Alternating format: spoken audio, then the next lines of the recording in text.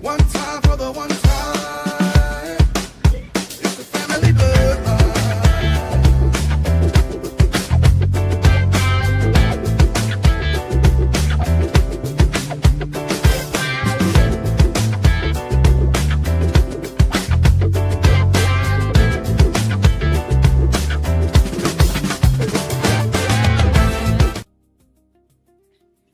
And we are back, good people. Welcome back, welcome back, welcome back to another edition of the Legacy Table tonight. It's the Legacy Table, and we are going to have a bit of a carryover from the conversation that was being had on the Pulse last night, where yesterday's conversation on the Pulse was titled "Double Standards in America," where we were a review of America in short.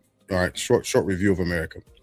But we were talking about multiple different things when it comes to America and its double standards and how we have to, how we've been interpreting it and how we will essentially have to navigate it moving forward. I think there's a couple of different truths that are starting to make themselves a bit manifest in our realm as a culture. But I think the most important thing that's making itself manifest is that ain't nobody coming to save us. Nobody's coming to save us. And if we as a culture, as a community, can lean into that phrase and that understanding that nobody's coming to save us, maybe we will begin to take the time to try and save ourselves.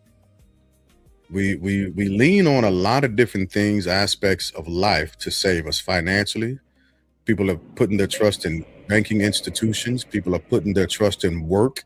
People put their all of their trust and their hope and their faith in their religion without works. People put their faith and trust in in a bunch of different things, but we don't put our faith and our trust in our own communities. And I think that's one of the things that continues to stall us out, especially when it comes to economics. So tonight's title for the Legacy Table as a carryover, it's almost like a part two is the American Paradox, Justice.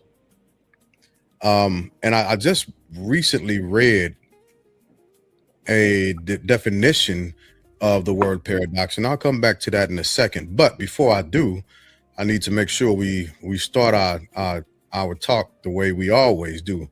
Cause how's your week been? The week been solid, man. Like I was telling you before, and I think I'm a bit off a little bit more too. I just started up too many projects at one time. Thinking the boys were gonna help me and stuff. But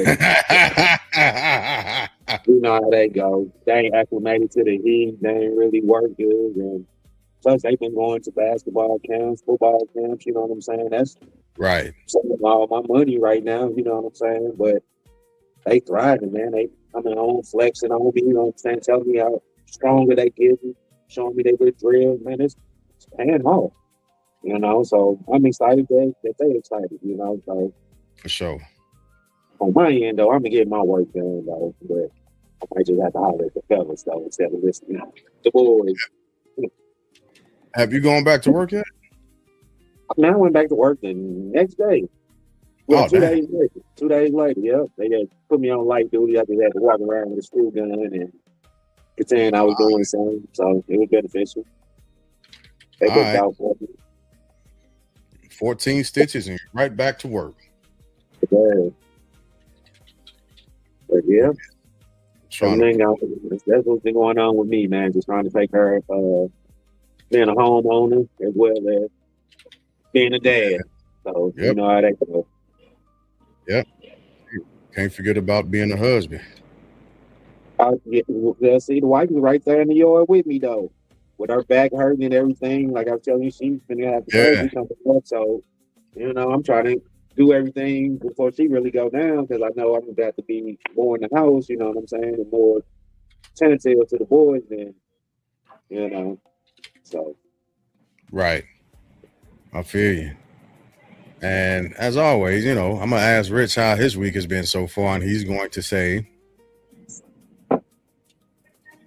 "You on mute? You on mute? You muted yourself."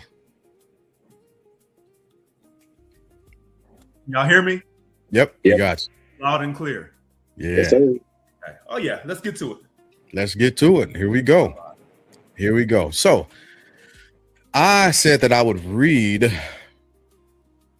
a definition of the word paradox, and why I titled tonight's topic "The American Paradox: Justice." So the definition of the word paradox is a seemingly absurd or self-contradictory statement or proposition that, when investigated or explained, may prove to be well-founded or true. In a paradox, he has discovered that stepping backward from his job has increased the rewards he gains from it, as an example. That's one definition. The Merriam-Webster definition of the word paradox is a person or thing having seemingly contradictory qualities or phases. So these another one, a statement or sentiment that is seemingly contradictory or opposed to common sense and yet is perhaps true. A self-contradictory statement that at first seems true. An argument that apparently derives self-contradictory conclusions by valid deduction from acceptable premises. So, the American paradox, justice. And I want to start. Oh, storms are hitting hard in the shy. Oh, y'all got to be careful out there. Yeah, Doctor. we're supposed to get in about 8, 9 o'clock. Yeah, that ain't the way to be at all. Especially when them storms get to hitting. Oh man, I don't want that screen. So, the American paradox, especially when it comes to justice, and I'll this will go around to everybody in a second, but I know, Rich, you've talked about the 14th Amendment on multiple different occasions, and how it pertains to the descendants of the enslaved African. Right. I just want to make sure I'm quoting that right. You got it right. All Yeah. right.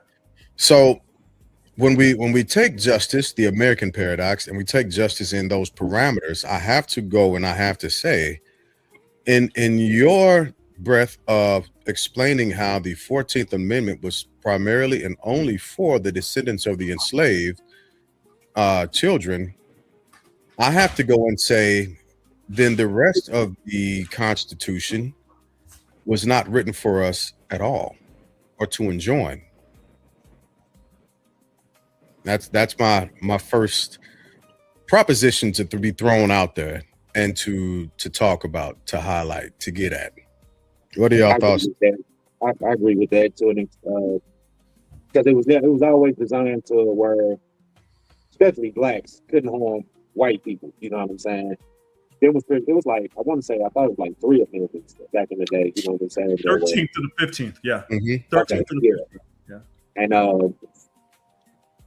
yeah, reading them all, it was pretty much structured as blacks harming white folks. You know what I'm saying? That was my take from it. So y'all can enlighten me a little bit more, but I was just trying to get a little bit more knowledge on it. You know what I'm saying? So if y'all got a little bit more knowledge, but that was my understanding of it. Them particular set of laws. What you got, Rich? I'll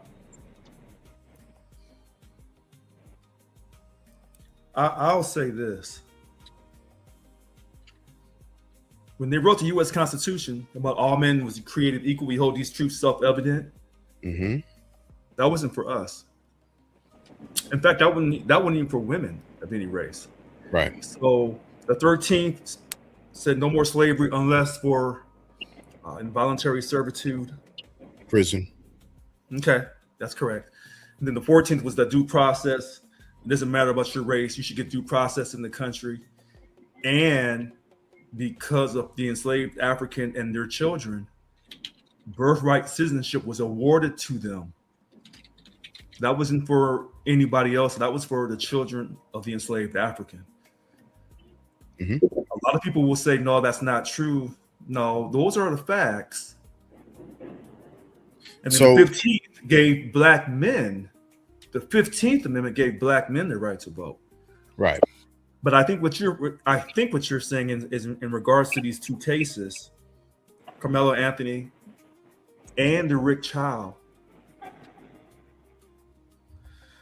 Do black people get the same a level of justice in the judicial system as whites, or maybe any other group? And so the argument goes on and on and on. That's the argument. But I want to say this really quickly. The man that was killed by Carmelo Anthony, the young man, when we talked about that case last night, and I still say I don't really have an opinion. I said that last week before the verdict was out, and I still say that now because everyone is talking about this, because I'm still stuck on Rick Child. But to the man's family, the young man's family, we want to send our condolences out to them because we don't condone violence in any form or fashion. So with that being said, we don't want to see no one die, regardless of their race. We don't propagate that. We don't encourage that. Not these black men on this podcast. I don't see that. But do we as black people, do we get the same level in the judicial system as whites? No. So is that one of the things that we've seen since we pushed a little forward? Is that one of the things that we've seen in the Carmelo Anthony case? And this isn't directly asking for an opinion. This is just asking for how your thoughts have shaped up surrounding it. And if you're not there yet, what about the child case as well? Well, so I'm very calm tonight. I'm very calm because I watch people, regardless of what people say about me. I watch people and I watch their words, and I look for certain things. And I know people have watched me on this show to see if I'm being sincere. Can y'all hear me? Yeah. Okay. So to me, that Rick Child is horrendous because when Cyrus, the 14-year-old, left the store, they never reported they had a firearm. He didn't point the gun, allegedly, inside that store. So when this young man left the store and he didn't steal any water, then why did you feel the need to follow this young black man? Would you have done the same thing to a white kid? I don't know. But we do know. And so you run this man down for 130 yards. You said the 14-year-old turned around while he's running. He did a matrix and turned around and pointed his gun that nobody saw from the witnesses at Andy Child. And then he spins back around and keeps running. Then he falls, and then Rick Child shoots him. And then the witnesses said that Rick Child gave him CPR. Okay. But this gun that fell out of his pocket conveniently, because you had to justify this one way or another.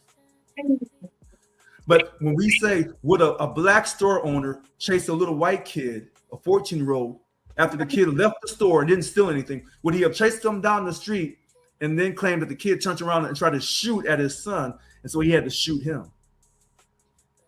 So some people will say, well, you're stretching this out too far. I'm going to go back to January 6th, 2021. When those Capitol Police, as that one black officer was running for his life while he's trying to protect our leaders in Washington, he's running from the mob.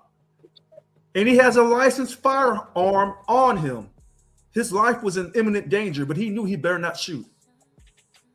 Now, if that had been white officers, and that had been people looking like us, there wouldn't have been no court trial. There wouldn't have been no pardon. In fact, President Obama, if he had got reelected, well, he wouldn't have got reelected because he would have got deported. See, there's a double standard here.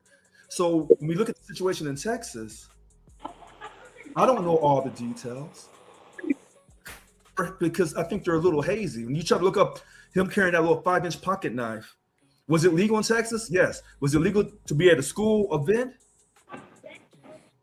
I tried to get the manual to look it up in the school manual. I couldn't find that information. So then it comes down to, did he have to pull out his little pocket knife because he thought his life was in imminent danger, or did he say allegedly? So let me pause you. Let me pause you right there, because I think that's a great question to jump in at. Dirk, what do you think? Did he have to?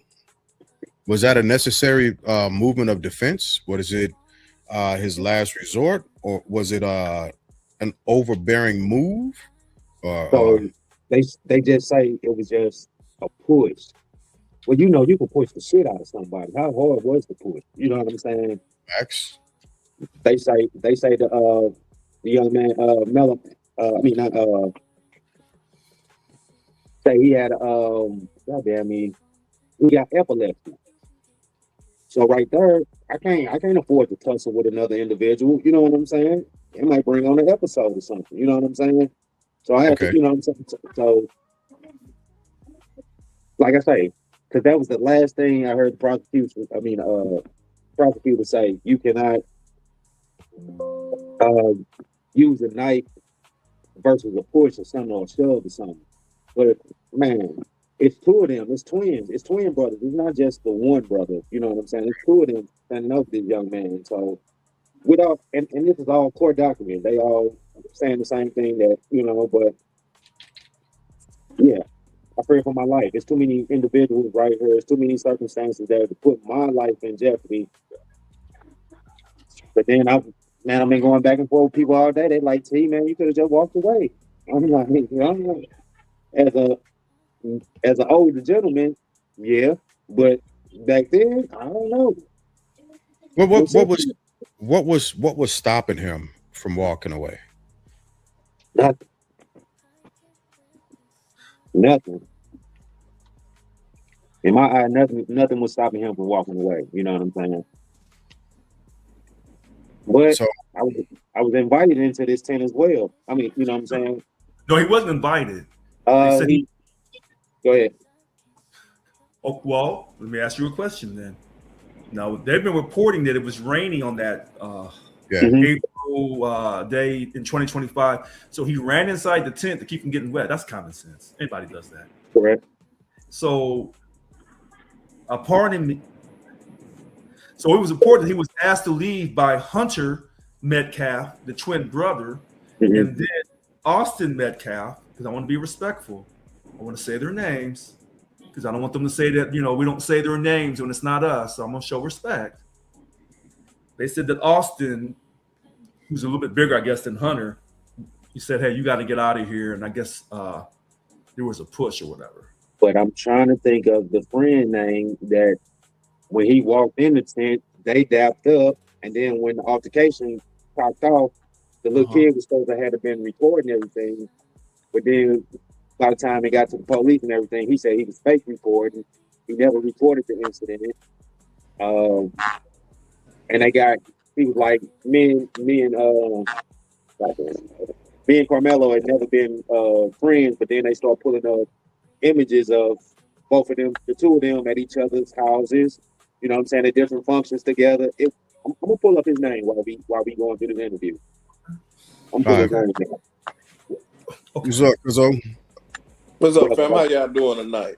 You What's going on good? Good. Have Hey. you heard what we've been talking about so far? Yeah, I've been listening to it. That young man his life was over right after that. He's in the state of Texas, number one. All right. If y'all don't know about Texas, you don't need to go to jail if you don't need to commit a crime while being black in Texas, especially against a white person. That is a state of Republicans that they don't like nothing but they self. If you white, you okay. You can go kill whoever you want to kill and get away. Prime example: two same crimes were done. They raised money for the white little boy, got him off. He walking around free right now. After he done killed somebody. Is that the paradox you're talking about? Yes. Okay, go ahead. Absolutely. Yeah. people gonna get tired of being bullied. Kids get tired of being bullied. They're gonna eventually start doing more than just stabbing people. They already bringing guns to school or whatever, shooting up the school. They the parents are not. You should have brought a gun to the track meet. You know what I'm saying? They getting off on that shit. Yeah. These parents not. They don't think their kids are doing anything to hurt anybody. But let those roles have been reversed. Let that been that white guy stabbed him and killed that black boy. He'd be walking free right now, guaranteed. Now, here. This is why I wanted to come on tonight, because there's times when I've come on this show, not very often, where some of your cousins, Mr. Glass, have looked funny, and I said, no, stay with me, because your cousins need to know that you're gonna have nobody in your life that's a little funny acting when it comes down to it. That's true. I ain't funny. Know that. Okay. Yeah, they know that. Your mama knew that. So, your mama ain't going to be vouching for somebody who's funny acting. Right. I know she's saved and sanctified, but she ain't vouching for nobody who's funny acting. She'll tell you about it. So, in this situation, I want to see consistency, because here's what I do see. When I talk about my personal experience in life and how I talk about the Democratic Party, I'm not talking to sound good. I don't see the Democratic Party coming out loud and strong on this. But more importantly, I don't see them coming out loud and strong on condemning what Rick Chow did. Now, some black folks were calling at me, talking about that Asian crime bill that got passed. And they said, well, that's funny. They can protect the Asians and the Jews, but us black folks, we get in where we fit in. Well, I said, well, look how we got to the country now. What you expect? But that's a part of the justice paradox that I'm talking about also, because if the majority of the Constitution wasn't written for you, why should you expect any form of law from the parts that weren't written for you? Well, we got included from the 13th on. Well, if we include from the 13th on. Oh, okay. So it's tricky. Right. So the 13th said now we are in. Well, hold on. The 13th ended slavery. The 14th said now we're included. We get due process. So now we can go back to the first and be included from the first. You can not be included. You walking a line. You walking a line. Because you can look at this different ways. So if you build a house, you say, well, this is my house. And then they said, well, what about this? Oh, this was the addition we added on later on down the road. But we still part of the house. Well, yeah, you're still part of the house, but you got added on. I mean, it's kind of like a child. Like, these are our main kids. But we still love you. But, you're kind of an add-on. And I don't want to say a stepchild or a foster child and be offensive to anybody. Sure. But blood is blood. Unless you have so much righteousness in you, and very few people have that righteousness in them, where you can love a child or a person who's not your blood relative. I mean, you got to truly have that righteousness from God from the time you were born. So I still say we're included from the first up all the way up to now, but we didn't get started until the unlucky number 13, and then the 14th, and then the 15th. So as the 14th Amendment reads, Section 1, and this is from constitution.congress.gov, so it's an official source, right? All persons born or naturalized in the United States and subject to the jurisdictions thereof are citizens of the United States and of the state wherein they reside. No state shall make or enforce any law which shall abridge the privilege or immunities of citizens of the United States, nor shall any state deprive any person of life, liberty, or property without due process of law, nor deny to any person within its jurisdiction the equal protections of the law. Right? That's the first section that, generally speaking, people are talking about. The other portions, I'll read a quick sentence. Representatives shall be apportioned among the several states according to their respective numbers, counting the whole number of persons in each state, excluding Indians, not taxed. But when the right to vote at any election for the choice of elections for the president and vice president of the United States, representatives in Congress, the executive and judicial officers of the state, or the members of the legislature. So this is part of the 14th Amendment that people are arguing when it comes to undocumented people's voting.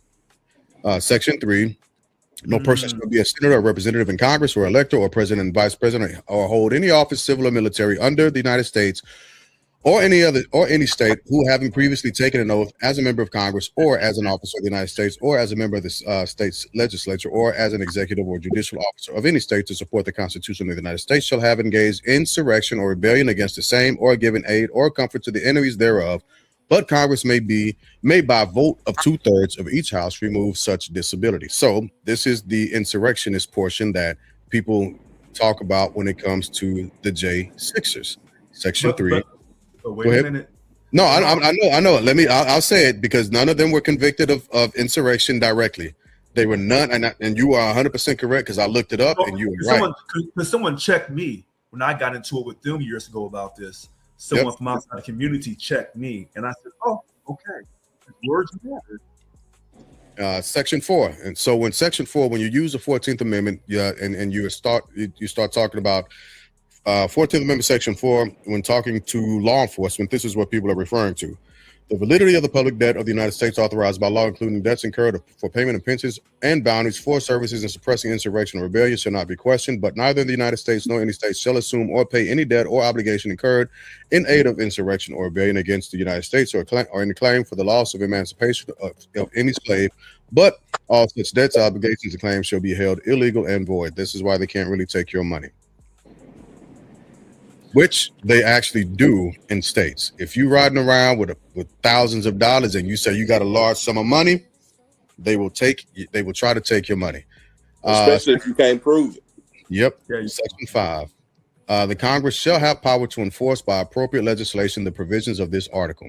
And that is the long and short of the 14th Amendment. So there's a multitude of things in that, right? Especially going back to the title, the paradox, the American paradox, justice. According to the 14th Amendment, we should have every inclusive aspect of justice apportioned to us per state constitution, per law, and federal. But does it seem like we're getting that? Well, hold on. Let's go deeper for a second. Okay, because that's a part of the paradox definition also. Well, let's go deeper. They say if you can't afford a lawyer, one will be appointed for you. Mm-hmm. I can't remember where it says that in the U.S. Constitution. Maybe it's 5. I can't remember. But it's 5. It's 5. Okay. But that's for criminal. Let me say it again. That's for a criminal act. Mm-hmm. That's kind of like, we'll guarantee you to get up to high school. But if you want to go to college, that's on you. So if you have a civil situation, the way I couldn't find a lawyer to represent me, then you're out of luck. I want people to understand this because I didn't know this. For a criminal, if you can't afford a lawyer, a public defender for a criminal act will be appointed to you. Good luck with that public defender. Good luck.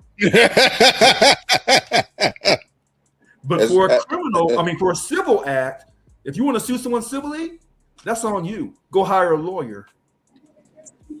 And if you lose, the way I currently have lost, they're gonna make you pay for those fees. So for a civil, for a court-appointed lawyer? Oh yeah, no.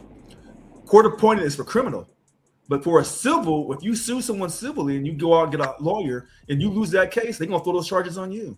Oh yeah. So when we look at this situation, this is where the frustration of Black America comes from. We know in our heart that if Carmelo had been John, and then the person he shot was Tyrone, John's walking home. Maybe celebrated. So then people say, "Oh no, Richard, you're being racist towards white America." Okay, so now we start counting these names. Kyle Rittenhour. You keep beating me to shit. You keep beating me. Go ahead, go off. Because that no. I want you to go because that's helping people. Whatever name I fail to mention as quick as I can, then somebody in the text has to catch it. Kyle Rittenhour, okay.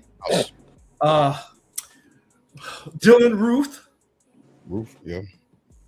The white man that went in there and shot up the black church, and then the black folks in the church forgave him. I mean, they have a higher level of God than the rest of us. Hey, real That- quick, I just gotta this child case put me back in the mind of the George Zimmerman stuff. You know what I'm saying? Okay, so you got, here we go, George Zimmerman. let me ask y'all for Dylan Roof, and I gotta go look this up because I can't remember off the top of my head. Did they try him as an adult?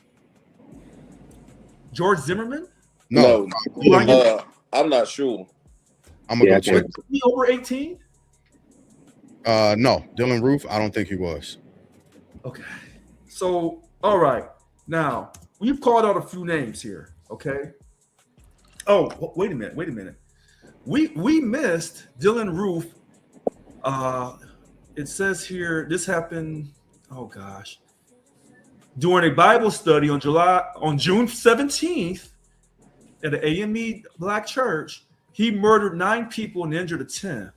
He was born in '94, by the way, so he was over 18. Okay.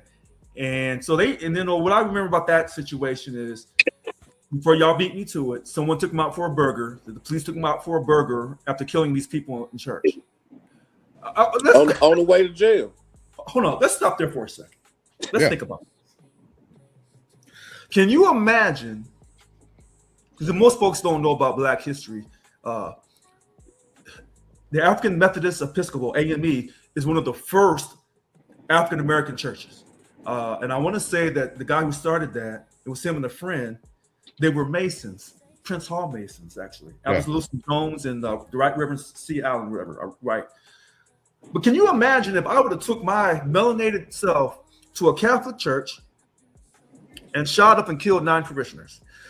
First of all, do you think they're taking me alive? I mean, at a certain point, I feel like I'm Dave Chappelle or something. Hey, if they take you alive, you're not gonna be alive for long. Well, let me throw a curveball in the mix. Because the guy that shot up the White House Correspondents' dinner, but wasn't he? He looked white initially. Let me look him up. But I Yeah, thought he he was. white. I He thought was he was. mixed. Yeah, I thought he was mixed. man. Right. But he because when I first saw the picture, I said, well, he's got to be a white man. And then I looked at his hair texture. This is funny about us Black folks. We look at the hair texture. Hey, hold on now. Because you can tell. It's a tell all. Shit, I'm sorry, you can just tell. Tell all. Yeah. All these inner things we do in the Black community when we spot things. But if we go to the Dylan Roof, and like I said, those Black folks who survived, the Black folks of that church, they forgave him. Now that's a higher love. That's like they must have been sent down right from heaven. They were created. Right. I'll hold my opinion in reserve about that one. Okay. But when we go to the Rick Child, can you see me as a Black store owner questioning a young white boy, a 14-year-old? And he says, well, I didn't steal no water. And then we get into it. And then I leave my cash register, leave the store, grab my firearm, and run down this young white man. And then I shoot him. And then my son says, well, he pointed a gun at me. But initially, Andrew Child, you didn't say in your police report that Cyrus pointed a gun at you. Well, let me, and this isn't even so much of a point of devil's advocate, but it's just an expansion of thought. Why did he run? Because he had the pistol on him. Now, check this out.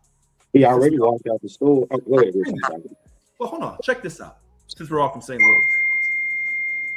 If a cop shoot a brother in the streets and the brother's running from him, the cop shoots him. So the cop has to say, I thought my life was in danger. I thought that the lives of others was in danger. So I shot Tyrone because he robbed the liquor store and he's running down the street. Okay. What if he didn't rob the liquor store? So now the cop has to come up with something else. Well, he had a gun on him, but there was no gun to be planted. Well, let's do it. Let's do a toxicology test. Oh yeah, he full of crack cocaine. Yeah, he was a threat. We had to shoot him. So somehow a Black man's credibility or a Black child's credibility has to be destroyed so it can justify the killing. It's gonna always be destroyed. If you ever just catch this shit every time on the news when somebody can do something Black, they're never gonna say anything positive. It's always gonna be a negative anything. I'm talking about he could have been the best black man in the community as well. Guess what they gonna read him as his news? They gonna say, well, he had a long list of charges on him back in 80 something. That ain't got shit to do with 2000 something, but this shit back in 80 something. They gonna paint you out to be this bad person to justify it's killing whatever. Yeah, like the reason why you dead or the reason why you killed somebody. Hold on. So you brought up another name out of me.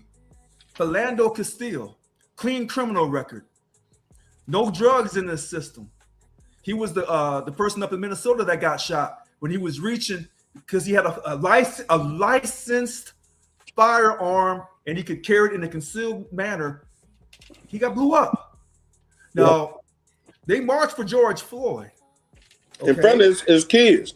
And his girlfriend, yeah. So when black folks marched for George Floyd, I said to myself, okay, I don't know if he's the one that we want to get behind, but what about Philando Castile? That should have been the march because he was totally clean. So I would have to, and this isn't to take anything away from Brother Castillo by any stretch, because they were both of them were actually marched back to back. They marched for Black Lives, right, during Black Lives Matter rallies. And the march was to essentially have a day in court instead of somebody being judge, jury, and executioner on the street. So let me say something a little odd and not popular whatsoever. I hate and they show pictures of us as well. I hate that any of the actions that took place with these two young men happened ad nauseum. I hate it at length. But at this point, unfortunately, I have to say that at least Carmelo Anthony is alive. And when we have to get, at least he's alive. And when we have to get to a point of saying that him being in jail was probably a better option than what might have happened from that outcome, because of what history has shown us, we at the bottom. We're at the bottom of the barrel, fellas. But you know what? I think want to go back to what Travis said about when they try to discredit us. Now listen to this. Like you said, they'll go back to the 80s and try to bring up parking tickets to show that you don't have a good demeanor, a good character. All right. But when you go to court, and this goes to this Rick Childs situation, he had a history of acting a fool with people coming inside his gas station. But we can't talk about that in court because that may affect the jury. And then you wonder why black folks sometimes, why we kind of naturally lose our mind, because we know that if that had been our child, Carmelo, we would say, hey, don't do that. If the young boy asked you to leave, and you in Texas, by the way, like Travis said, then you need to go on and leave. Would you have done that same trick in Mississippi? I don't think so. But somehow you thought in Texas you could do that. I don't know. So let's dig a little bit deeper into the American paradox of justice, because now we have to ask the question, and it's not just dealing with the local level justice system. Let's look at what happened in the Supreme Court here recently and their guided ability to allow states to redistrict. And although they didn't say the quiet part out loud, it's absolutely based on race, right? It's the new Confederacy, bro. That's the hush. That's the hush. They're gonna say redistricting, let people know we only mean black people. Just look at everything that's going on, man. Let's see, 300,000 black women they got fired from their federal positions. You know what I'm saying? The removal of the DEI, the affirmative, you know what I'm saying? Everything that's filmed to generate something positive for us, they wiping all that shit out, bro. It's all gone and it's all crazy, you know what I'm saying? So it's just a new movement. And it's your new age. It's they trying to bring a new age slavery to this. in That's my that's opinion. what I'm doing. Now, hold And on. but hold on. they won't be able to do it. But I differ. No, wait. This is where I differ with y'all. Okay. Because this goes into this political stuff that some people get mad at me about. When white folks is fighting white folks and they can't keep it secret, in other words, when the Democrats is fighting Trump and the Republicans and they can't keep it secret and they're acting kind of wild, kind of unbecoming, if you didn't know any better, they're acting like black folks. So now the whole world sees what Black America's been saying all along. So it's no longer a secret. So when they were trying to put this man in jail in 20 or in 21, they was coming at him. And what I kept saying, every time I looked around, there was a black woman trying to put him in jail. There was a black man. So Tisha James, Alvin Bragg, Bonnie Willis. And I said to myself, you carrying this water for these Democrats because you think they love you like this. Then this man, with a 9-0 decision from the Supreme Court, they said put his name on the ballot because they knew they would lose the country if they didn't. 9-0, put his name on the ballot. He was not part of an insurrection or rebellion, blah, blah, blah, blah. That's how we're interpreting this, put his name on the ballot. When he won, this particular white man, who's no different than any other white man, except he tells you to your face like a Southerner, but he does it with an East Coast veracity or tenacity. He said, I'm coming for all you white folks who did me wrong. Oh, you black? Oh, you thought I acted a fool in the 70s when I was doing my housing scams and hustles and discriminatory ways? You thought I acted up against the Central Park 5 black boys. Oh, I'm getting ready to really show you I'm going to clown. And I said, and I think that's the thing right there, Rich. I think I ain't gonna tell you.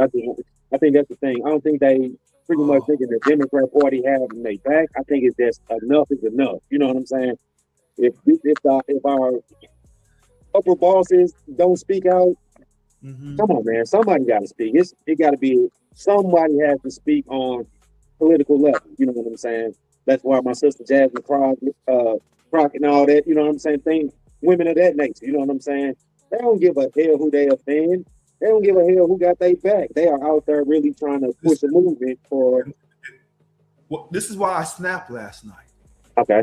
This is why I snapped. Okay. So Mikey Famine says, 100% disagree. Black people are of a higher moral fiber than the DNC. Okay, Mikey Famine, you're right. You're right. Overall, black people have a higher moral fiber. You're right. And I don't always agree with what Mikey says, but he's younger than me, but he's right on this. What I have said is this. If you want to be a black Democrat, as long as you voting, as long as you go to those jury pools, bring me court. I agree. Mikey Famine, I agree again. So that's 2 in a row, Mikey. So 3 we got to hit. Listen, I'm just saying. If you want to be a black Democrat, okay.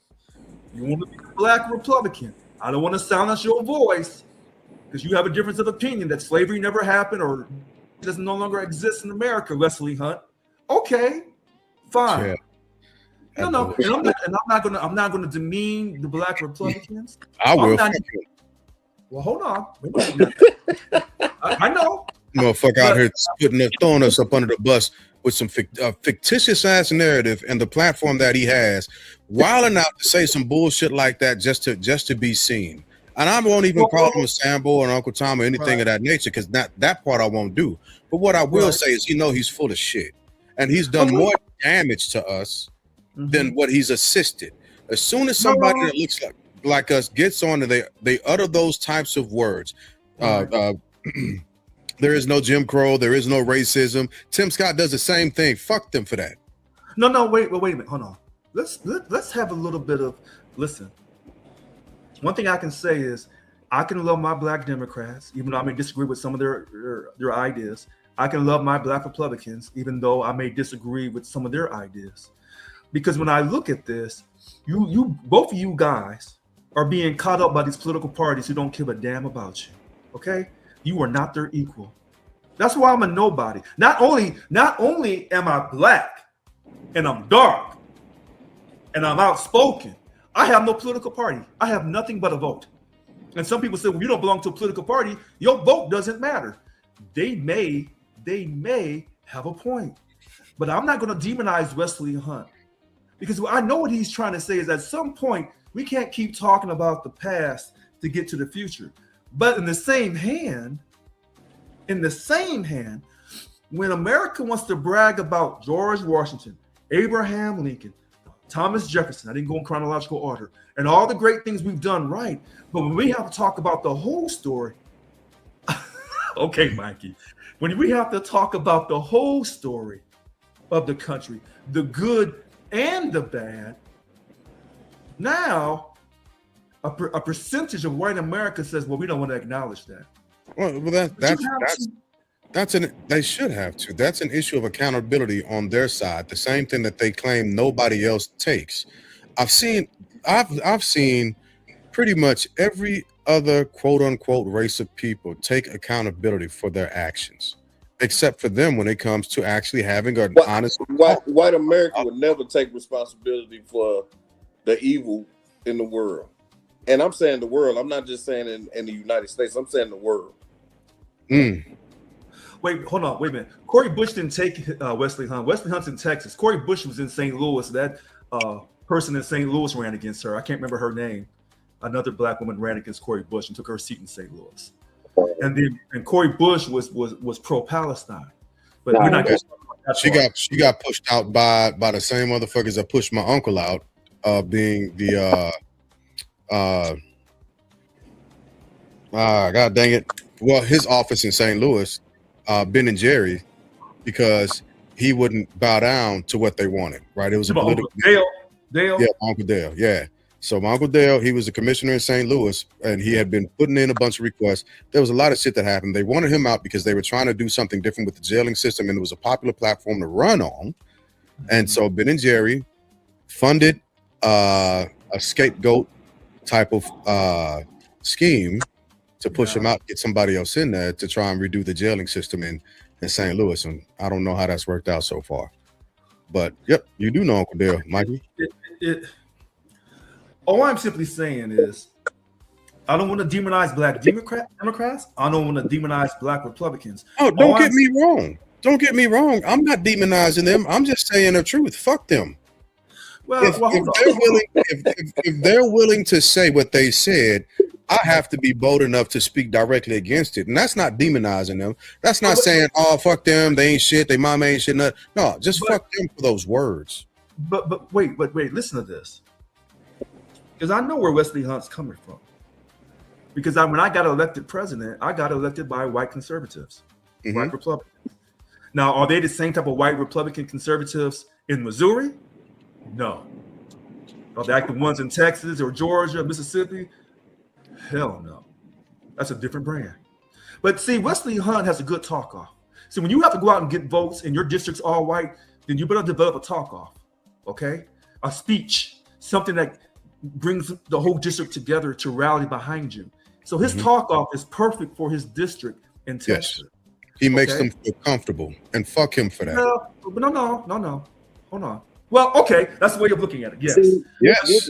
Tim Scott, when they came out that when that person who made that comment about slavery was okay, and Tim Scott said, "Wait a minute," he stopped that. He said, "No." Finally, how much bullshit did we have to listen to here and be subject to before Tim Scott and his little dolphin tooth ass finally said something? Wait a minute. Let me take that back, because that's he didn't deserve that.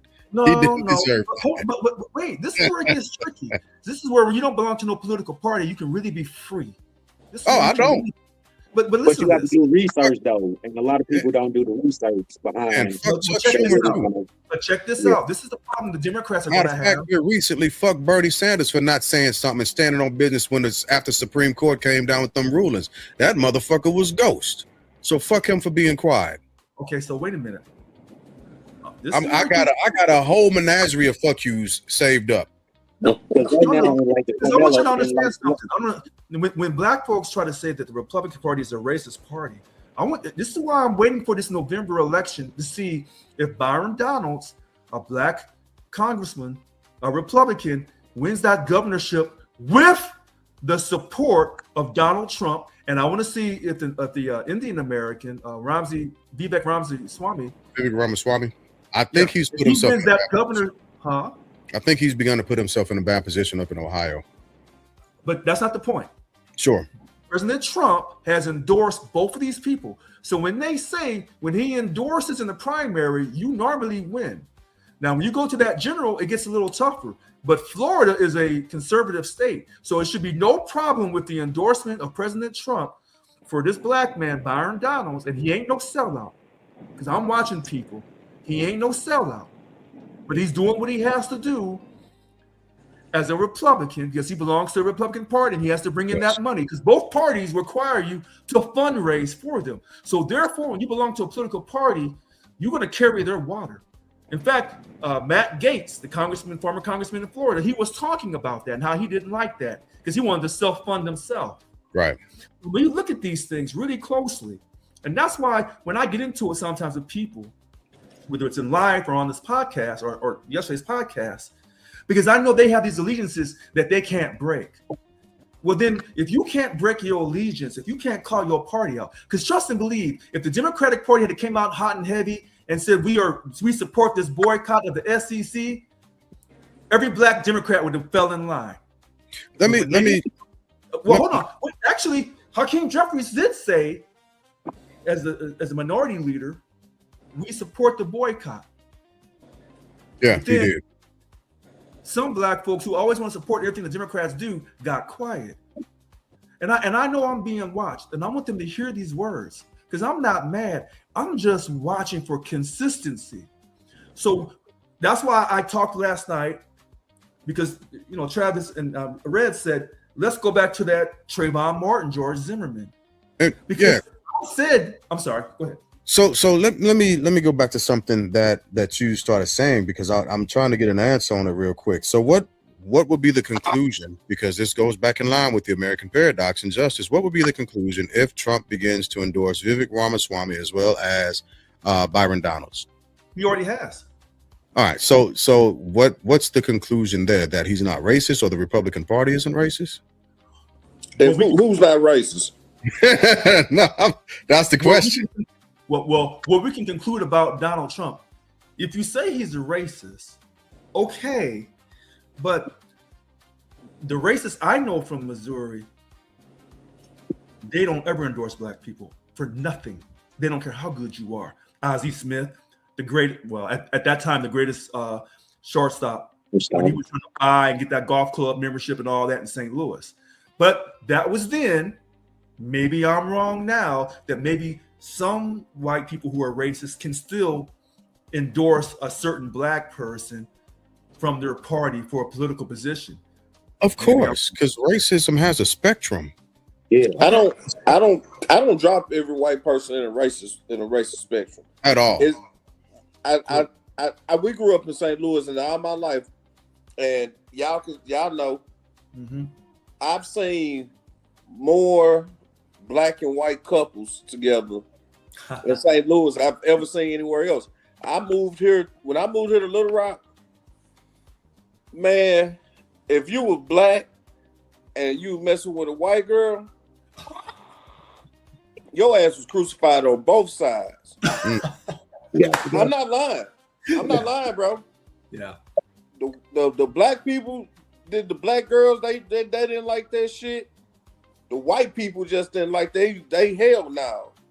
Yeah, but the South Side of St. Louis is so like it was Arkansas insane. has come a long way with that. Like this was just in the mid to late 90s. The late 1900s. Right. You know what I'm saying? So when people got to talk about gentrification, like we seen that in our community already. You know what I'm saying? We seen like different the Bosnians, you know what I'm saying? Like it was every race in our community, bro. This is where my house is now. Like this neighborhood has been regentrified. Yeah. This used to be the hood. Like I lived over here when it was the hood, right down the street. Right. And so when I seen they had tore all this shit down and they got all of the homeless people were moving out of this and that, blah blah. I didn't notice it at the time when I was until I started buying it. And I started seeing all these white people around. I say, man, I ain't never seen any many white people around this neighborhood like this. And they came back. Instead of moving out west where the people got the money in Chanel and shit, they started moving back this way 10 years ago. I'm late. Yeah. Maybe 15 years ago. So all them years we stayed on the block up until about 10 years ago, they made our neighborhood historic. Yeah. You see what I'm saying? That's crazy. Well, you know what? I hurt for the mother of Carmelo Anthony. I'm really torn up for the parents of Cyrus in South Carolina. Yeah, absolutely. Yeah. You know, and Yes. so, you know, people talk about accountability. Oh, you And so we have to have accountability. Yeah. Huh? When he get done, I got a question. Yeah. Yeah, so we have to have accountability on both sides. But I've been saying this, and I know I've been criticized by other black folks and teased about it. What is the overall effect from the 80s going on with rap music, hip hop? Is it a huge negative versus a positive new art form? I keep saying this. If you were calling each other the N-word in front of white folks, I can't get down with you. I'm sorry. I can't do it. So, Because Rich, I think you reading everybody notes, bro. Oh, go ahead. Go ahead. I think you reading everybody knows because that's what I was gonna ask. I was gonna ask y'all, do y'all think the YN image has counseled a lot of our kids already? Shit, yeah. What do you mean, Or cancel? it's like the image that you know, they think every young black male is a YN. You see what I'm saying? Just because the image, the look, or whatever might be. My son, 4.0 student, but he got dreads and everything. He can walk outside and be looked upon as a YN, you know what I'm saying, by white society, by the police, by any entity, you know what I'm saying, pretty much, even by us. They'll look at him and be like, hey, man, you're a little YN. And if you don't do your due diligence and talk to a person and get to know them, you're wrong. And that's why I can't, for that very reason, what you just said, I can say that not every white person is racist. I can say that factually. That's correct, true. correct. I agree with that. But I'm so. Hey man, you should have been using that motherfucking towel over your whole face, man. Your ass been sweating for a whole hour. So my 16-year-old, he really don't know the difference between racism. Anytime I get to talking to him about certain situations, like him having to encounter a pull-up, you know, getting pulled over by the police, or any like bad situation that he ain't never been in, I'm trying to prepare him for him. And every time I say something to him as far as like being black and white, he come to me like I'm racist. Well, first off, I love that he has that innocence about himself still. Correct, While correct. in America, I absolutely love it. What I hate, however, is when he runs into this war. That reality. Reality. And I don't want it to be a shock where he's really fearful his, you know what I'm saying, his life and react different. You see what I'm saying? Yeah. And that's a lot of the cases that we are seeing with these young men. They just react. You know what I'm saying? Like, hold on, bro.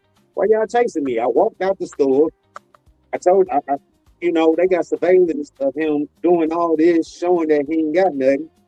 Mm-hmm. But they seen the bowl, so they thinking he still got 4 bottles of water in his. You know what I'm saying? So I just want to prepare my son. So that's why I was asking the panel. You know what I'm saying? You're doing exactly what you're supposed to do. Listen If you're not educating your kids about racism in America, you're wrong. Because Listen to this. It can happen to any one of our kids. Mm-hmm. And I told even my girls, I told them, I said, hey, these motherfuckers don't play fair. Even at your job, when you think they like you and shit and this and that, they're gonna find a way to shit on you when you're doing your job and it's better than what they doing. There's a certain percentage of that. Yeah, you know, if you in that type of environment, but they out there still. I promise they still out there in them jobs like that and shit. But you know what? Hey, this is where I had a disagreement with someone last night, and he's using good common logical sense. They say that when a person's in fear, if it's not law enforcement and you're in fear, most black folks run. And I told him, I said, listen, in St. Louis, if you run from somebody, you just got shot. So now if you in a club, I said there's an exception. If we're all in the club and we hear some gunshots, yeah, we ducking and moving and getting up out of there. Try to get on down. You don't know who's getting shot at. But if it's just you in a confrontation with somebody and you can't talk them out of it, and you was in the wrong situation, you put yourself in the wrong situation to begin with. God damn, Richard. That was, no, I'm just saying. No. That was another I thing. mean, That was another thing I was gonna ask. Like, should we teach our kids to de-escalate shit? Do we teach our kids to try to de-escalate, or do we teach them Man, to stay on point? you could try your teach your kids to de-escalate that shit. Richard in my But like notes, I told man. my I'm son, telling me in when my you notes. see some hip shit, hop, when you see some shit look like it's going left, get the fuck on out of there. Get out of there. Get the fuck on out of there. Listen to this. I remember me being on the South Side back in the late 80s. Okay. The brother said, "Come on, Richard, be cool now." He said, my friend thinks that you mad at me and he wants to blow your brains out. I said, we just talking. I said, I know that, but when you talking in the street, now that was my second warning. When you talking in the street, if you're not prepared to give your life. Now his name is Big Ralph. So that was one brother that told me to watch it. Because when you talking in the street, it don't matter who you talking to, whether it's law enforcement or not, if you guess wrong, you're gone. You better know your surroundings. Yeah, You better know who the fuck you around, where you at. Yeah. So when these We've young black always- kids are running, when they're running for their life, you cannot run. Trayvon Martin, I want you alive.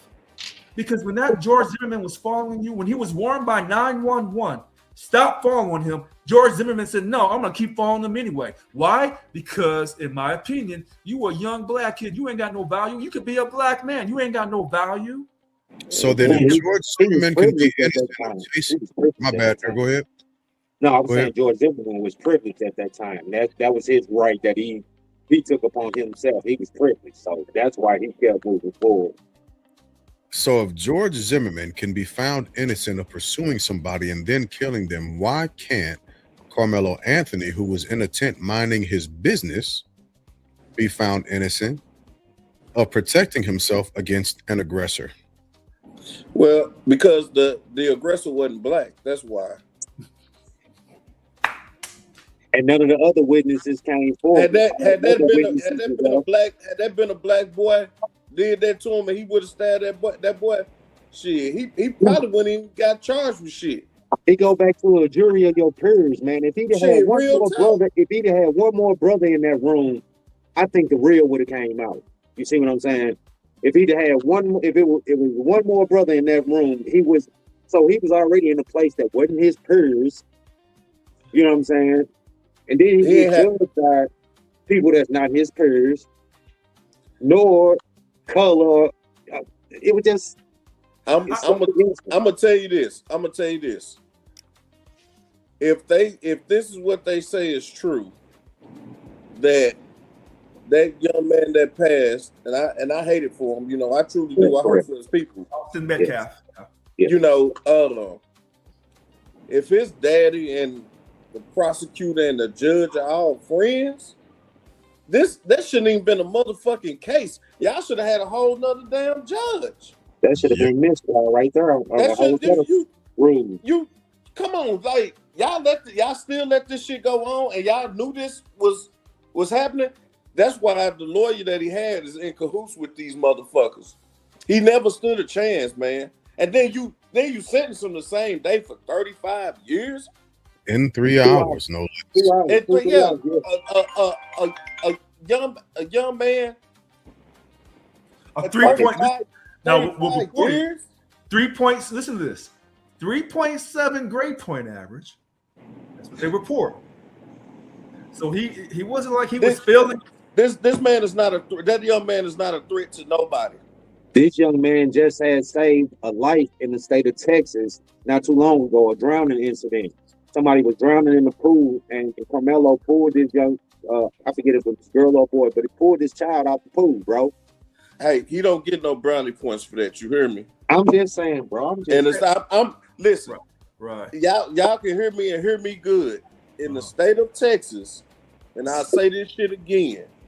If you are black and it has anything to do criminal with a white person, your ass is going to jail. and you going to jail for a long time. But why didn't he just leave? God, Right. man. That's why I was asking the question on de-escalation or just giving. Let me ask you this.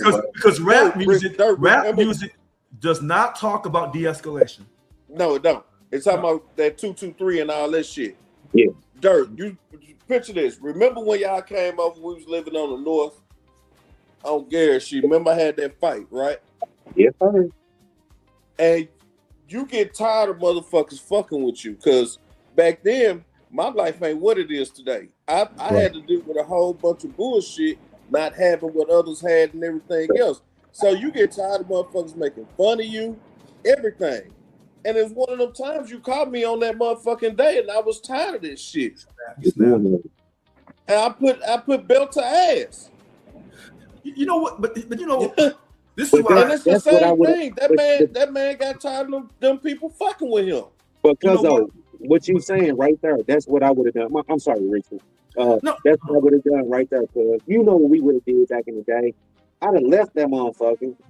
Went and got my homeboy. You know what I'm saying? If I still felt that energy, I'd have left that motherfucker, got my homeboy. But I'd have left that motherfucker. I wouldn't have stayed and, you know what I'm saying? I'm outnumbered. I'm outnumbered. But you know what? Why would he even bring a knife to school? He had to know. Let me tell you something, man. If you in the South, people just carry knives, bro. Yep, I agree. People have them. They got them for. I swear to God, you can damn near stop 9 out of 10 people, and they got a pocket knife on them. But hold on, listen to this double standard. I carry a knife. If that Carmelo had been Austin killing Carmelo, and Austin had a pocket knife, it wouldn't even be an issue. But this is what frustrates me. The George Zimmerman was so out of control. Okay, then Kyle Rittenhour, that was out of control. I'm so upset about Rick Shaw. I don't know what to do. Philando Castile, I'm so upset about that. The Ahmaud Arbery. Now they actually got some jail time, and I was stunned. And they went back to try and get out. Just throwing that out there. Okay. So but go ahead. So when white America says, well, hey, you black folks, y'all a threat to society, listen to the we look at your music, you got my kids saying the N-word, and I can't even listen to me how I say this. Some white people say, you got my kids saying the N-word, listening to rap music, and I can't say the N-word anymore because you told me I couldn't say it, but now you got my kids saying it, and I didn't want my kid around your black kid because I knew things would go belly up, and it did. But in the same hand, go ahead, Mike. Mr. President, I have a question. I thought we were ignorant and uneducated, and we couldn't do nothing, and we lazy, and stop listening to our music. You don't want to listen to that. Go listen to some box. That's what they should listen to. Listen to some Mozart. That we dress. Quit dancing the way that we dance. So, Mikey, I'm a Tchaikovsky guy myself, listen, Mikey. But they can continue to complain about the culture, but they love when the new video come out. They love when the fashion come out. Yeah, we are the soul and the flavor and the seasoning of the nation. I'm gonna tell you what else they love. Mad at us for being ourselves. They love them fat asses on our women too, man. And then they be in there getting all kinds of injections, trying to get some sort of little turtle lip to turn into a full lip, looking like a bunch of beaked seagulls out there trying to blow out, trying to cool soup with a bunch of toucans. But Mikey, you know this, Mikey. I'm not disputing what you say, but you already know this answer that I'm getting ready to say, and I'll address Dr. Nichelle Dion as well. Who created rock and roll in America? A black person. Yeah. Yes. Allegedly, black people did country and western. We did gospel. We did R&B. We did jazz. We did the blues. And then one of our most unique, maybe the most unique art form that we've ever done is rap. So 7 different genres. Because we're gifted, highly gifted. So even in rap, even with the negative rap, talking about shooting and killing, blah, blah, blah, blah, you still got white kids, like you say, Mikey, and Asian kids, and the Latino community. Huh? The Koreans love it. South Koreans, they love black people right now. We are popping in the no matter what we do as far as music, you know, when people say, Richard, you're too black conscious, because I say black people are first on earth and we are the children of God. But it's reflected through our music and our sexuality and our dance. You just spoke about But it. then, We've been the creators from day one of a lot of situations. I can't, you know, all that stuff in Egypt, our greatest intellect, because they don't talk about Mali, but our greatest intellect in Egypt, because we built the pyramids and all that, and then they took those ideas and ran up to Greece and to Rome and then to Europe. We don't get credit for it. Forget Egypt. Look at Sudan. They have way more pyramids than Egypt. And we don't even get, people don't know this stuff. I'm telling you, Africa is one of the most legendary places in that, like, anything you can think of is there times 10. Times 10.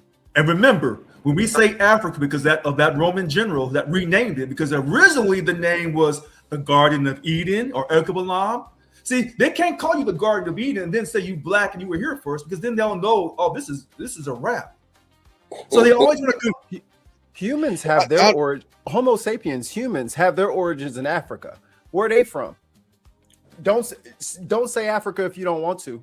I mean, don't just tell me you from somewhere else. And I'm like, oh, okay, so you're not a human. Got it. Cool. Got it. Because I don't care. Skip a European country. You from Timbuktu.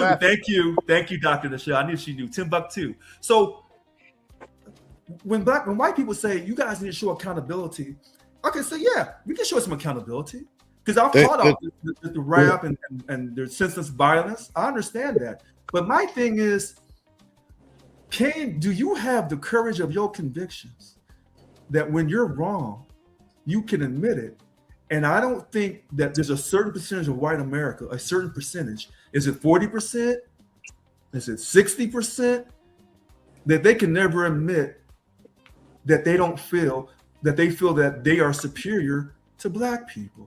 Yeah, we got a whole history book full of facts. We got a whole history book full of facts. They got a whole history book full of lies, and you can go to your local library and peep that. You know what I'm saying? So that's what I'm definitely to what you're saying, man. It's all BS. It's all tomfoolery. So one more thing real quick. I gotta run. One more thing on the rap music. We don't own the record labels. Right. That's not our. If it was our record label, you would have a bunch of Commons and Lupe Fiasco and Mos Def, and you'd have they put out the negative shit to try to show that black people, hey, y'all, they some negative motherfuckers. Mm-hmm.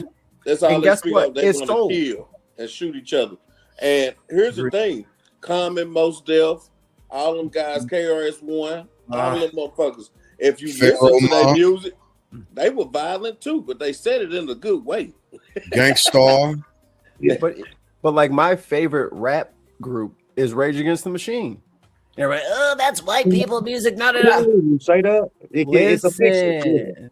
Yeah, these are Harvard educated, and Tom Morello is half black. Okay, the single greatest guitar player in the history of Earth is a black man, and don't nobody want to give him credit. Don't nobody want to act like they're part of us. They never want to claim, and he just keep fighting a good fight. Everybody else will catch up. Right, you're right. That's the mentality you got to have. Some people will be, as soon as you get started, they right there with you. Other people will have to see it for themselves, and then they'll believe, and then they'll hop on the bandwagon, and it's all gravy. That point about us not owning our music labels and things of that nature. Now, I'm not even going to touch that, because I know me, and what's going to end up happening is I'm going to go down a rabbit hole. So I'm going to keep my mouth shut tonight. About who owns them? Huh? About who owns them? I'll keep my mouth shut. And the targeted messages that they constantly push. I can't. Hi, Stephanie. Listen, I'm still stuck on when they marched for George Floyd. I'm like, okay, maybe. Philando Castile, yes. I would have marched for that one. But this Rick Child, I can't shake this one. I can't, for some reason. I think because I had an older black man get at me about that Asian hate bill a couple of years ago. I said, well, hey, don't be so hard on the Asians. They've gone through a lot. And boy, he went at me so strong. And then he talked about the gay rights bill, and he was just going off. And he was from Texas. I can't make the shit up. Texas has the most black people. Let me move a little bit backwards to I can't make this shit up. when we're talking about accountability, and especially when it's said from a hateful person, like you all don't take accountability. What they're really saying is, you need to manage my feelings for me. You don't need to tell me facts. You don't need to make me look at myself in the mirror. You don't need to present American history as it actually is. You don't need to make me feel guilty about what my people have done. You need to manage my emotions for me. You don't get to make me feel my emotions. You don't get to show me what being human is. I don't want any part of empathy. I don't know if y'all knew this, but there's a part of white supremacy that literally has a horrible view of people who are empathetic. It's weakness. Yeah. Oh, okay. They don't like people with empathy. That's something that Elon Musk has expressed. That's something that pretty much all of them have expressed. If you have empathy for other people, you are weak in nature. And so when we begin to tell them the history, like I do it all the time on Facebook under the family bloodline, I go in on these jokers and I call their asses Neanderthals. Call them Neanderthals every fucking day on purpose because it's the truth. Check the DNA. It's a fact. It's in there. 1 to 2%. They carry 1 to 2% of the DNA of Neanderthals. So I won't be lectured by. That's the average. It can get up to 12 to 15%. Yes. And so I have a race. ancestor, right? Yeah. So I have like 1 or 2%. It's people with 8, 10, 12% Neanderthal DNA. I'm human mostly. Some people not so much. Yeah. And so when I try to engage in actual dialogue with them, they show me what their ancestors are or were. And it's a reminder that they don't know how to reach into their soul while they're spouting off about a Jesus and actually be human. They don't know how to do that. So when you talk to them about any point of accountability, their response after ad hominem, their response is to make you coddle their emotions because it hurts them. Well, wait a minute. Hold on. Let's do this. I know we classy black men. Sometimes. Elon Musk. Let's not even say his name. Okay, let's deal. push. You're right. I'm gonna just say the Epstein. Would you like a good nickname for him? What's that? Space Karen. Space Karen. Him and Stephen. What's that crazy man in the White House? Stephen Bannon.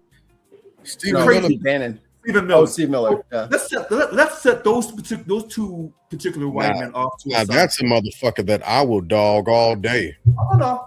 That's I got no respect. Here's what I wish get off my board now. Hold on now. Leg down her kneecaps. Oh my God. So listen, I think there's a percentage of white America who feels they're superior to black people. I feel that. Is that percent 10%? Is it 30? Is it 40? Is it 60? I don't know the exact percentage, but there is a percentage of white America. But let's always remind ourselves, there's a percentage of white America. They're not really racist towards us, but depending on certain issues, you could catch them.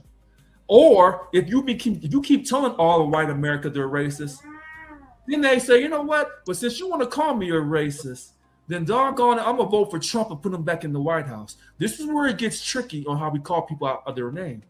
That's why, you talk to enough white people, some white people say, hey, you know what, Richard, this was wrong. Other white people, they were wrong on this. But if you keep calling all white people racist, then some of them will say, you know what, fine, I'm gonna put Trump back in. Right, we already determined that we don't do that. You know what I'm saying? It's a fine line. We got enough common sense and street smart to weed it out. You know what I'm saying? And not everybody is on bullshit. You know what I'm saying? And that ain't just even white people. You know, I have white people in my family. I have cousins who are mixed. So, well, hold on, family. Because what I don't want us to do is get caught up in helping these motherfuckers feel comfortable. because that's not what I didn't say feel comfortable. No, I no, didn't say, no. Hold on. No.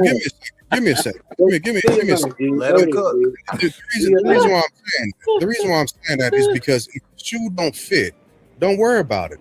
If you listen, I just stayed with I know a brother down in Arizona. He let me and my kids stay with him when we was down there because Arizona was busting my pockets open to the white meat, right? White guy. Rest in peace, Bernie Mac. Yeah, love that brother past death. I've got a whole lodge full of brothers. I'm not a Prince Hall Mason. I'm not a Prince Hall Mason on purpose, right? I love my brothers, and my brothers that are for me, I froze up. All right, I'm back. My brothers that are for me, that's not a point. If we're talking about these issues, they're never in a position to feel as if I'm poking at them. Correct. Because it doesn't fit them. okay. The narrative the people that I'm talking about and that I'm talking to, when they hear me talking, that offends them. Right? Okay. So if it's for you, it's for you. But if it's not, generally speaking, from what I've seen, if it don't apply, let it fly. I got a good friend. I got a bunch of good white friends here in Kentucky, and we converse frequently. And again, it's not a point of them having to explain to me how not racist they are. I know them by their deeds, by their actions. And some of them ain't went through the situations that we have went through, but they understand it. You see what I'm saying? They're empathetic. Yes. That's why they don't want them to have empathy, because if they Exactly. can put themselves in somebody else's shoes, Yeah. So that is a a problem for the structural white supremacy. If motherfuckers falling off the wagon left and right and center. So I don't want us to get caught up in a point of us having to clarify who we're talking. No. If you feel offended by the stuff we're saying, then we're probably talking about you. You're the problem. You're that problem. Right. You know what's funny about this? I talk about because those when I first met Mike and we were going back and forth, we're talking about this empathy thing, and he's talking and he's really coming strong. He doesn't know it. So many people don't know this. In the 1800s, I think it's between the 1830s up to the 1870s, there was a thing called the Opium Wars. Yes. And so Mr. Sassoon, this is how I say his name, Sassoon, was importing opium to China. And the Chinese was getting hooked on that stuff. And they was going to war because it was really a bad situation. He didn't care. This is a white man. I want to say with a little extra, but I won't. Not tonight. Yeah. Because I know Mikey knows. I know Mikey knows. We know what I do in his family. I'm just gonna say he's a white man. I'm gonna leave it at that. And I have to agree with Stephanie. That's how you know they're not followers of Jesus. Correct. Okay, I gotta stop right there. Go down that hole, bro. You won't do it. Right. Somebody stop. You're gonna go down there. You won't do it. You're afraid. Quit instigating over there, bro. Quit instigating. You're too scared to say it. It's like we get it. I have empathy for your fear. I'm still stuck on Rick Child. Hey, I'm on one side, Mike on the other side. You gotta pick which side you gonna pick. I'm on one side, Mike on one side. I knew the Carmelo Anthony was gonna be a bad situation, but I'm still stuck on this Rick Child. And I don't know why the Democratic Party, is it because it's an election year in the midterms and they're gonna do anything they can to get it? Okay. The Black Panther Party they came and resonated with this situation. I haven't seen all the details. If you tell me, well, you're black and you were scaring me, you picked up the water, you put your black paws on it, now you contaminated water, so you got to buy the water. Okay, I can accept that. I can accept that racism. Listen, because I'm so conditioned as an American. I can accept you saying I put my black paws on the water's contaminated. That I can accept coming from Missouri. What? But now that I put the water back in 2026 or 2025, I should be able to leave the store This is not 1960 or 1940 where you come out the store not with a rope and a pickup truck. You come with your own firearm and says, "I'm still gonna blast you anyway." Trump is in Now the office. bar- He wants to make America great again. So yes, it is. I know it says 2025, but everything he's doing is 1960s or pre-1960s. We saw that with the Supreme Court. But right. But you know what? Here's the funny thing about this. This is where black folks. I hold black folks accountable, and I hold white America accountable. You put a black dude in 2 straight terms. If you had just voted one time and made him a fluke, now that's acceptable. You put that black man in 2 straight terms, that's not a fluke. So you got to come back with a person like Trump to put America back on balance for half of America again. Because the other half of white America said, you know, put the black dude in and let's see if he can figure this out. Oh, damn, he did? We'll put him back in again. I got to run, so I got one closing comment. Yes. We're about to do final thoughts anyway. We gotta wrap up. I gotta get upstairs. I'm late. They wanted Trump and they got him. Look at the economy, look at their stock portfolio, look at their dating life, look at the environment, look at everything.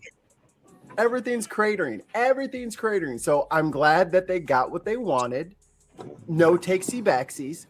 No one's gonna put him out of office. He's going to drive this nation into the ground as fast and as hard as possible so that he can disrupt the dollar. He can crash the dollar. He's got his own crypto money. He's not worried about it. He's got his friends. He's not worried about it. This is all at someone else's behest, and y'all arguing with each other because we're black. Mikey, before you go ahead. Before you leave, I need to know the times of your YouTube show as well, because I've been trying to catch you and I haven't been able to lately. That's why I sent you a message. I don't think you saw it, but I need all that information. Okay, all right. Yeah, I was moving. And your cat is a beast. I'm looking at that post behind you, bro. You got to do something about that. Where you at? You around here somewhere? There's 2 of them. They be on there. It look like damn Summer Olympics. Yeah, spinning all the way. I'm like, yo. So we can tune in. Yeah, I'll put the link in the private chat here real quick. Gotcha. Appreciate it. But let them have what they wanted. They wanted him in there. They wanted his great business ideas, and for all the non-war people, I'm glad you got what you wanted. This is what you wanted, and I'm not pulling the bus over. I'm not letting you change your mind on the menu. You get nothing. You get this only until you break, because it's the white farmers who are being pushed out. It's the veterans who are being pushed out. It's the poor whites getting kicked off a SNAP. It's all the elderly people who can't go, who are about to, come January 1. Oh, that health insurance is about to be $1,600 a month. Say it again. Man, these cats are something else.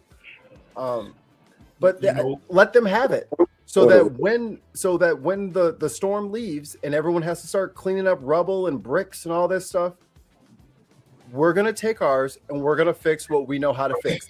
They can try to fix their own stuff, and let me guess, you don't know how to do it because you don't know how to lead and you don't know how to govern. So, Mikey, good luck, Mikey. And they don't work. We're gonna find out about how right or how wrong you are in November. If the Democrats can take one house, because if they take both houses, he'll have to leave. He'll be removed from office. He'll do another coup. You think he'll try another coup? That's what the ballroom is for. I'm with Mikey. Gotcha. Let them have it. And what y'all were saying earlier, a hit dog a holler. If I keep saying these racist white people say this group of racist white people said that, and a whole bunch of non-racist white people keep hopping up to defend them, a hit dog a holler every time. Yep. Correct. I wasn't even talking to you. And you just popped up and volunteered information and outed yourself. I appreciate you.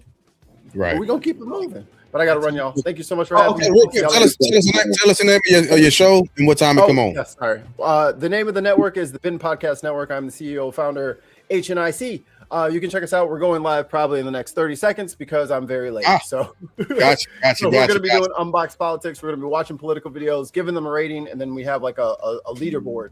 And at the end of the year, we'll have the playoffs. So, thanks for having me. Love y'all. Be good. Stay back. Later. All right. So, Dirt, I think you got leaving a little bit. It got a little late for you, because You steady drinking that big ass beer.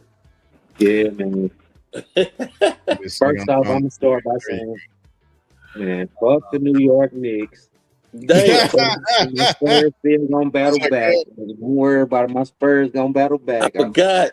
They sorry got the motherfucker. You see what I'm saying? But on that note, man, love your people. Stop the evil first and foremost. Black people, vote. Like Rich was saying, you gotta get out there and vote. Like we sitting up here talking about the judge, the prosecutor. I mean, you know what I'm saying? They all on the same team. The father, you know what I'm saying? Oh man, it's crazy. It's insane how the system is working against us.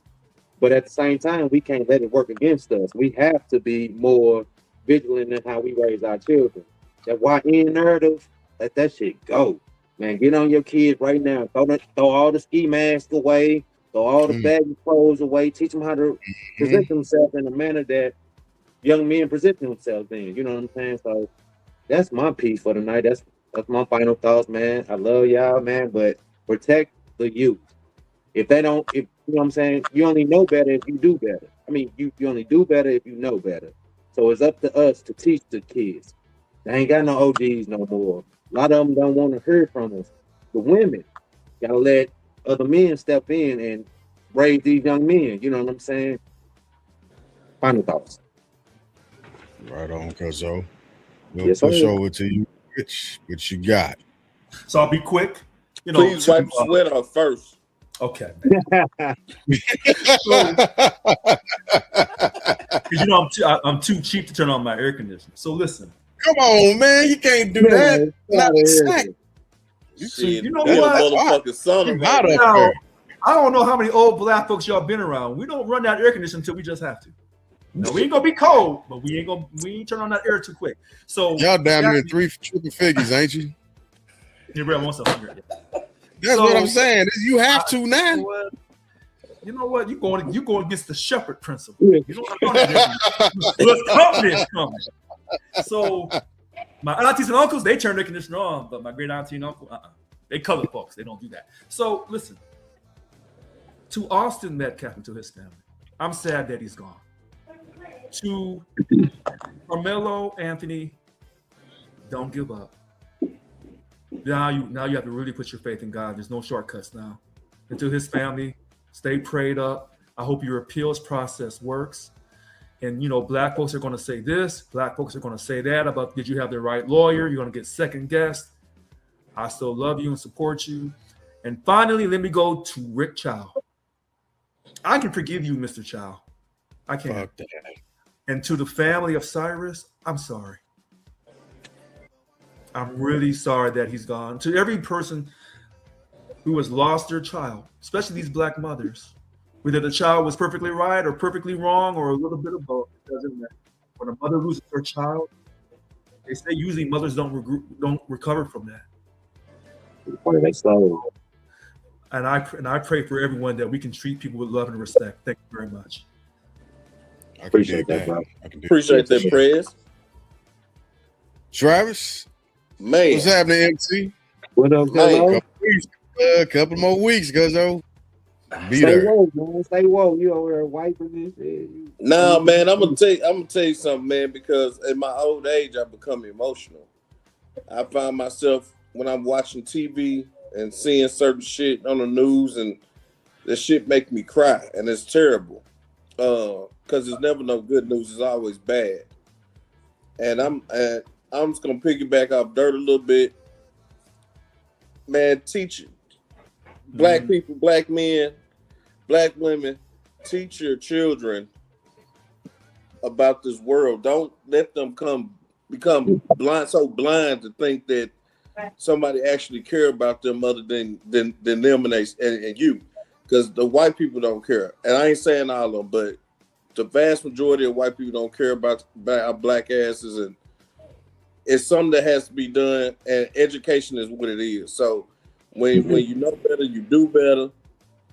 And just like prayers, hey, I feel for them families, man. Should nobody have to endure none of that pain, especially the mothers, you know, on both sides, you know,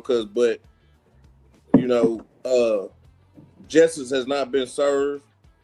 That man was railroaded, and if I had it my way, and it's probably ain't the godly way, I'd hunt all the motherfuckers down one by one and get them for all the wrong that they done to these people, man. George Zimmerman supposed to be in jail for life.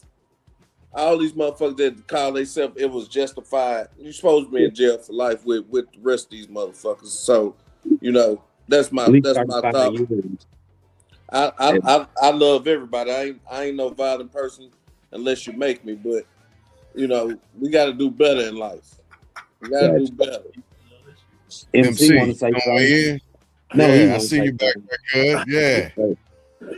Just let me end with this, cuz it is unfortunate what's going on. Like, it's a lot of injustice. But all I want to ask y'all real quick, because I was listening on the way in the back.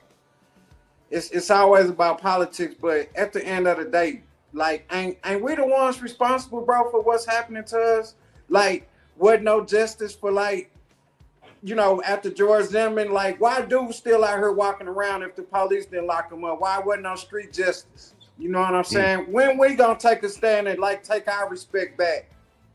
You know what I'm saying? Especially like these, man, anyway, y'all be non-violent. Well, I'm on my Malcolm X shit at this point because, I mean, hey, how else we gonna Malcolm X and Mark I hear you, bro. No. Yep. I can dig that. Yes, and I'm glad you said that, MC. That's going to segue me over to my final thoughts. First off, I really, really, really, really, really deep down in the soul of me wish Stephen Miller would have ended up in a sock against a wall. Anyway.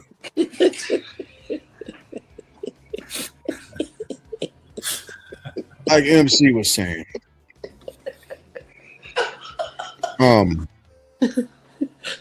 At a certain point, there is some responsibility we have to bear in this.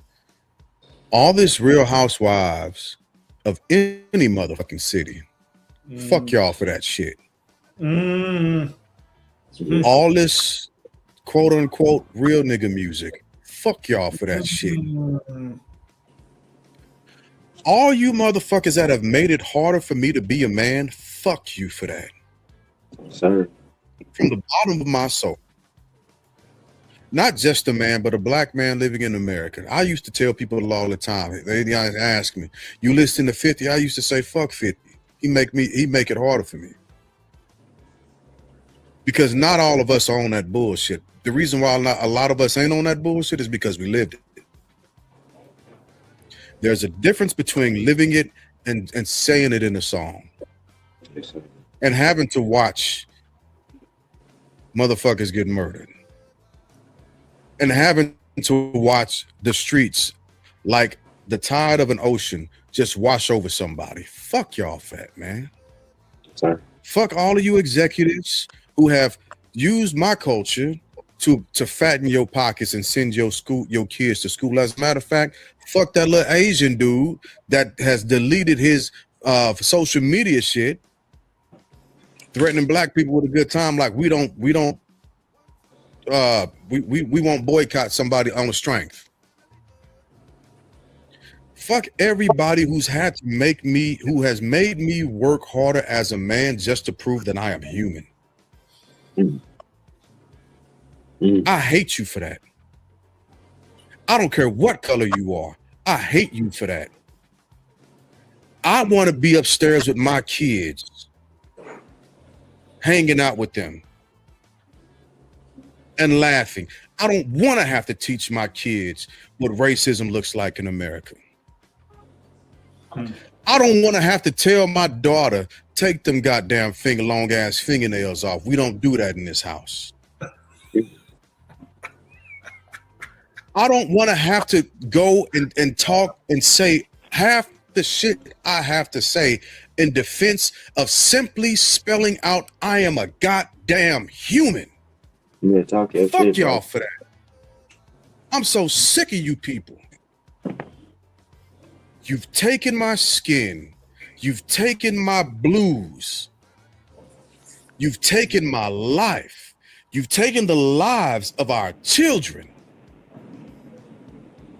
You've equated them to an adult because your coward ass is scared. You disgusting, perverted ass ancestors of slave owners. Fuck you.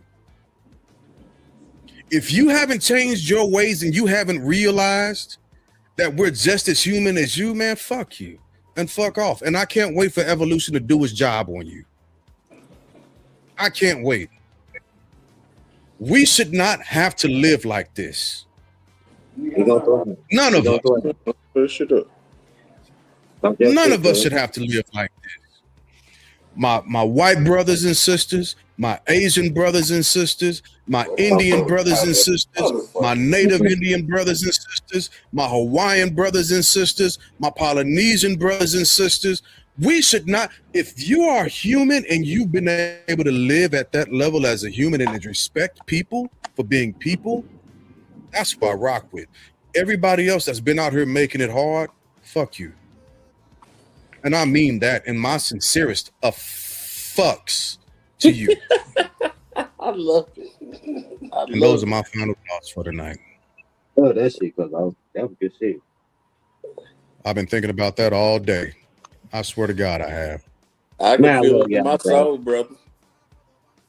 See, he talks differently with y'all. You keep it real with us. I always have and always. Listen to this. Listen to this. In the middle with this shit with us, On the Wednesday night shows, listen, on the Wednesday night shows, people be looking at me funny. And I'm saying to myself, you Gemini just like I am. Hey, that be you on the Wednesday night show. I'm a prayer. No, yeah, I'll be because right. If I think you're being inconsistent, because I know I'm gonna stay to my platform, and I watch because I know people are watching me. I'm not giving my support to none of these political parties. I'm just not. Ever. And even though if the Democrats win both houses and they remove him from office, because I'm in my life or in our lives, I've never seen white America so mad at they're as mad at each other as they are at us. And them motherfuckers can't get on the same page, can they? They are just so. I've never seen white America act like this. I'm appalled by their behavior. I am. Because they can't stand each other. Half are here, the other half is here. We don't know if we're going forward. We don't know if we're going back. Nobody knows anything. Nope. And they can't talk to each other. Listen, if black folks can't talk to other black folks, and we want to blame our lack of accountability, or we want to blame slavery or whatever, okay, great. But no one cares about us. But when white people can't get along with other white people, we have a crisis. We need an intervention. It's like when we were on crack cocaine, not a big deal. When they got on crystal and the opioids, oh my God, we got to show sympathy. We got to show compassion. We need an intervention. They changed the crack laws behind this shit. Sure enough. They didn't want their white folks being in jail that goddamn long. And you know what? There's where, listen, everybody in the hood wants to be a drug dealer at one time or another.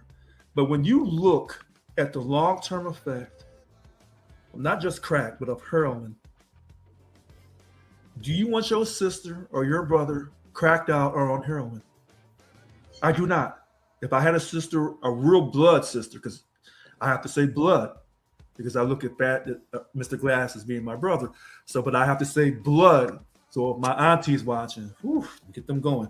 So we don't want none of our relatives. In fact, we don't want our friends being cracked out. We don't. Not your real friends. Look, you can be my enemy. I don't want to see you on crack. I don't want to see you fiending for heroin. I don't want to see you homeless. Yeah, bro, they got way worse shit than crack now, though. Okay, so I'm aging myself. Okay, thank you, young man. Thank you. Yeah, that's crazy. Yeah. So I know what you're saying, though, brother. But they got way worse shit than crack now. Well, they probably wish crack was still on the street like it was. Wow. So we don't want to see nobody. I didn't even know that. Yeah. Well, I don't want to see nobody drugs. When I came to that realization, when you go to an environment that's drug infected and crime infected, you don't want that around your family. No, you don't. No. So that's why when we say we have a lack of black unity in the black community, because I don't say culture, because when black folks make it, they get the hell away out the community, because they know that war zone that they were able to get out of, they didn't want to go back to the war zone, because it's a war zone. It ain't. The ghetto is quote a war zone. What it is. Damn. I don't want too bad, but you know. Anyway. Yeah, but as always, we absolutely appreciate everybody for hanging out with us tonight. Rich, thanks for hopping on the Thursday night show. I appreciate it. We're gonna be on. Wanda wasn't feeling well. She got a sinus infection. So yeah, with that, shout out to Wanda. Rest up, cuzzo. Get better. We got the 4th of July. Yeah, 4th of July in Little Rock. We're gonna be live. It's going down. It's going down. It's going down. Yeah, it's gonna be a legacy table night. God damn it, it's going down. It's going. Yeah, we're gonna be in there. It's gonna be great. Shout out to my sister, my big sister Key. She's back in the States. Where's she at? Yeah, it's gonna be great. Right now, she's down in Florida. Okay, gotcha. Yeah. Shout out to Sabrina, my bonus baby. She's passed a critical test in her endeavor to be a stylist, hairstylist. So kudos. Yeah, kudos to you, straight up. And I'll there's another secret I got, but I have to wait for her to tell it, and I won't do it. Although I'm ridiculously excited for her. We'll come back to that later on in life. But as always, we absolutely appreciate y'all for hanging out with us and listening to us. And yeah, thank y'all for coming out. God bless and good night. One time for the one time.